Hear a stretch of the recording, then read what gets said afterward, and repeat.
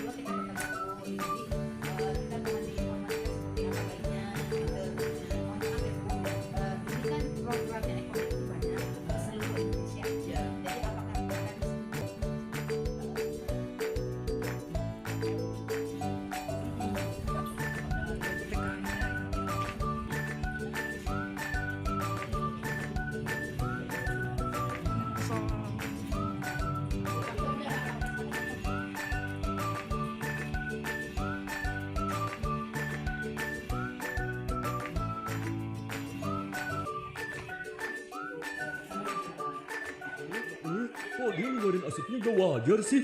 Oi, makanan jenis apaan lu? Gue ciki ngebul bro lambung. Ciki ngebul tuh apaan? Itu loh ciki yang dipakai nitrogen cair. Hah? Nitrogen cair? Gawat! Gawat kenapa bro? Nitrogen cair yang nempel di badan elu ngeluarin gas yang banyak banget. Badan gua gak bakal bisa nahan tekanan dari gas berlebih. Dan badan gua bakal...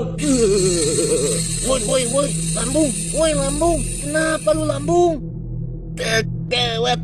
Gawat kenapa paru-paru? Itu si lambung tak. Kenapa dengan si lambung? Badan dia. Mana-mana. Pakainya creamer.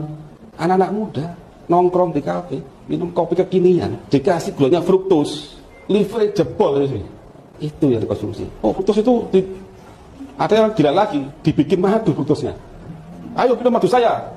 Habis minum cek gula darah, nggak naik. Ya nggak naik, saya bilang isinya fruktos, saya bilang.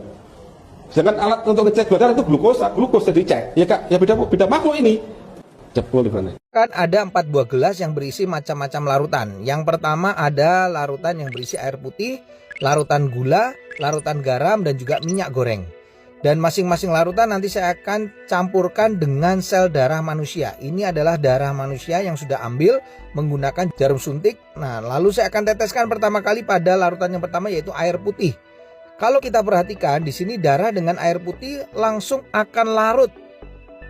Bahkan ini saya siapkan ada batang pengaduk, saya akan aduk sampai dengan merata, dan di bagian batang pengaduknya pun juga tampak bersih, tidak ada darah yang menempel. Ini artinya darah dengan air dia akan terlarut sempurna. Lalu bagaimana dengan larutan gula? Saya akan teteskan darah pada larutan gula. Kalau kita bandingkan dengan air putih tadi, pada larutan gula ini sel darahnya tidak akan larut ke bawah, justru dia akan mengendap di bagian atas. Dan akan saya gunakan batang pengaduk. Nah, Anda bisa lihat ini beda sekali. Sel darahnya justru menempel pada batang pengaduk. Ini kenapa? Karena gula itu bersifat perlengketan. Berbeda dengan air putih tadi, batang pengaduknya bersih. Makanya orang kalau kena diabetes, terjadi perlengketan pada darahnya, mengalami rasa haus, kemudian sering buang air kecil, dan akhirnya suka ngemil. Nah, bagaimana dengan orang yang hipertensi? Ini adalah larutan garam. Ini darahnya saya akan teteskan pada larutan garam. Lalu saya akan juga sama masukkan batang pengaduk. Dan ini berbeda dengan diabetes, di mana sel darah yang menempel pada batang pengaduknya tidak selengket pada gula, larutan gula. Tapi yang membedakan pada orang darah tinggi atau hipertensi yang terlalu sering makan asin-asin, ini kelihatan sel darah merahnya akan terurai, dia akan rusak, dia akan pecah. Makanya orang darah tinggi bisa mengalami pecah pembuluh darah. Yang terakhir saya akan teteskan darah ini di dalam minyak goreng. Nah, kalau saya teteskan ini langsung bisa terlihat sel darahnya nggak bisa larut, tidak juga ya mengendap di bagian atas, tapi justru menggumpal-gumpal. Ini membuktikan bahwa orang yang tinggi kolesterolnya akan mengakibatkan penggumpalan sel darah. Jadi sel darahnya akan menggumpal-gumpal, dan ini yang bisa menimbulkan penyumbatan pada pembuluh darah. Ini adalah percobaan sederhana yang saya lakukan dengan menggunakan 4 macam larutan yang berbeda.